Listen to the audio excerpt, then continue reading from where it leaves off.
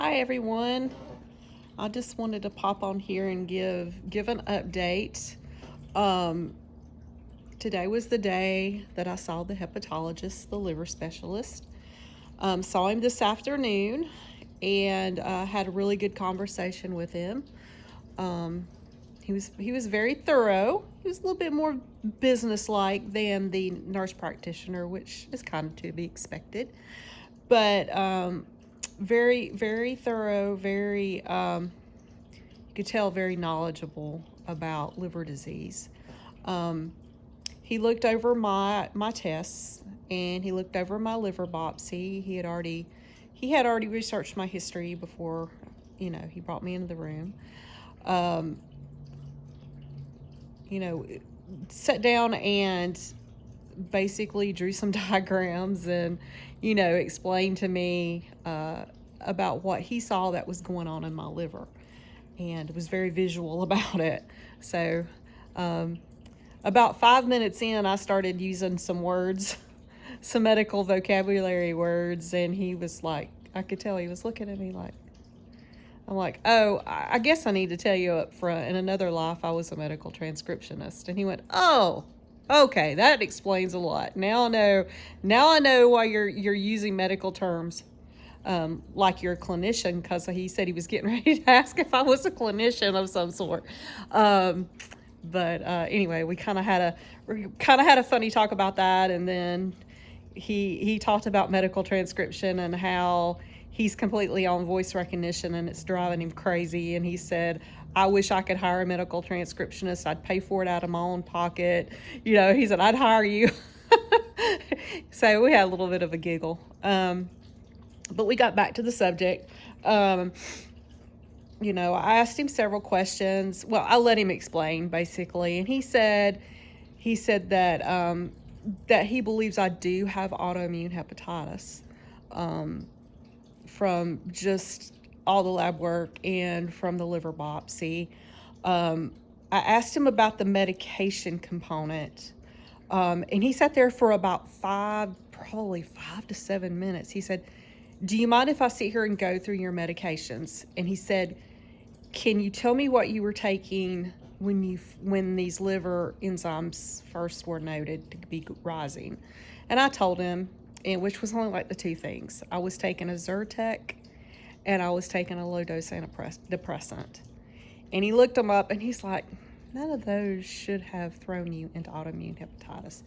He said, I can't 100% guarantee you it's not medication related, but he said, the treatment's going to be the same nonetheless. And he said, if we see that your if your enzymes don't go down with initial treatment, then we'll dig a little bit more deeper into the medication.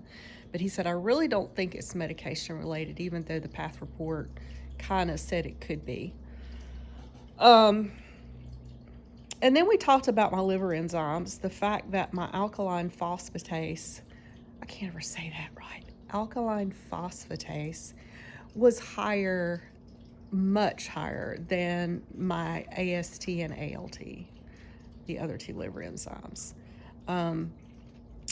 And he admitted, he said, you're still a little bit murky. He said there are overlap syndromes. He said, given the fact that you are AMA negative, he said that kind of rules you out for PBC, even though there could be a AMA negative. He says some people are AMA negative and have PBC, but your liver biopsy kind of double ruled that out because it didn't show any cholestasis. He said, that kind of rules it out even more, but he said there are overlap syndromes. And he said, when you go back to your lab work, it kind of shows a cholestasis, which means like a bile duct, like my bile isn't moving through my bile ducts the way they should. He said, you're still murky. He said, I want to be 100% sure that your bile ducts are patent and that your bile is going through your bile ducts the way they're supposed to. So he wants to refer me for the MRCP, which is basically an MRI that's targeted on the biliary system of the liver. He said, I want to be sure I'm not missing anything, be sure that the lab work and the immunoglobulins, the immunomarkers, aren't missing something that still might be there, and even the liver biopsy might have missed it. So he said, I really would like to get the MRCP. So I agreed to move ahead with that. They're going to be scheduling me for that soon. But he's going to go ahead and start me on initial treatment for autoimmune hepatitis. He said it's not going to hurt either way. He said, I still believe no matter what's going on per your liver biopsy, you do have some component of autoimmune hepatitis. So what I'll be starting on initially is a targeted steroid that will basically target my liver.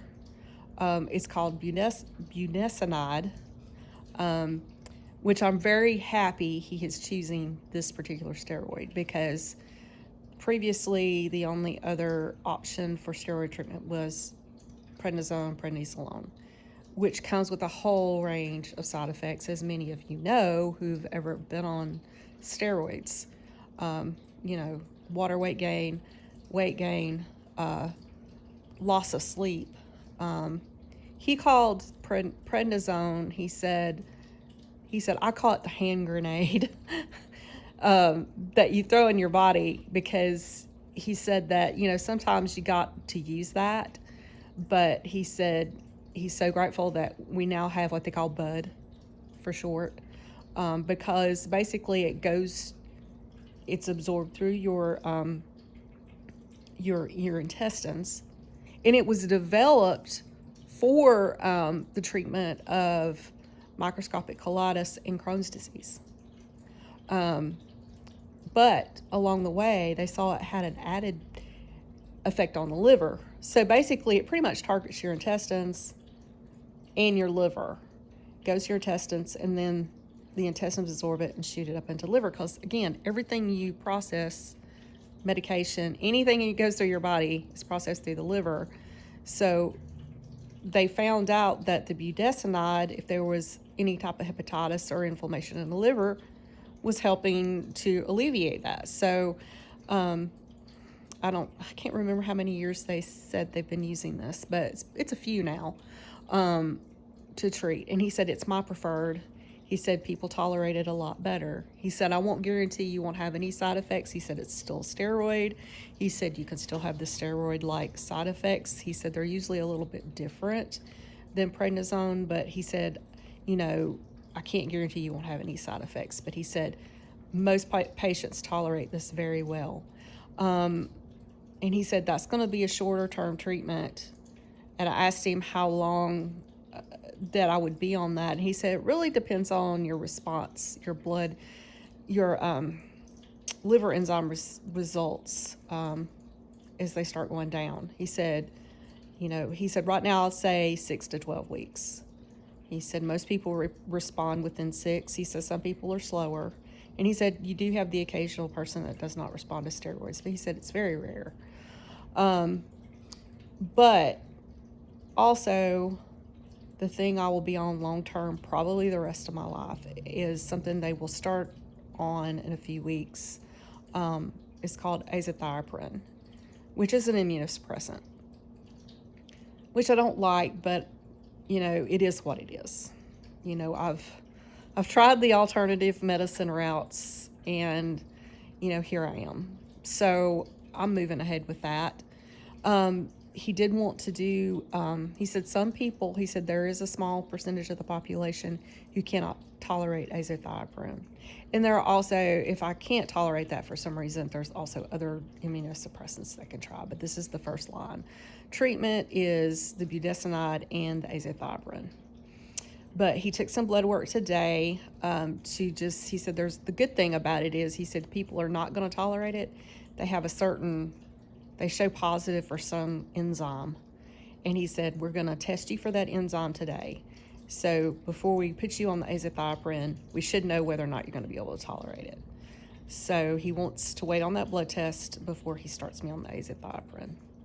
So that's basically where I'm at. as far as my diagnosis and the next steps and the medications. So, still a little bit of murkiness, whether or not, I've got true autoimmune hepatitis or if I've got an overlap syndrome that is affecting my biliary system too. But he said no matter what, I would put you on the budesonide to begin with. And he said if we do find out you have some cholecystitis, he said then we start looking at number one, he wants to make sure my bile ducts are patent and that things are flowing through there. Second of all, just want to be sure that I'm not having sludgy bile. If I were to have the sludgy bile issue, then they would put me on probably what they call a bile salt for that. But we'll see. I'm still, like I say, I never have something straightforward. It's usually something strange or weird or murky that they have to kind of dig into, but that's where we are as of February 13th.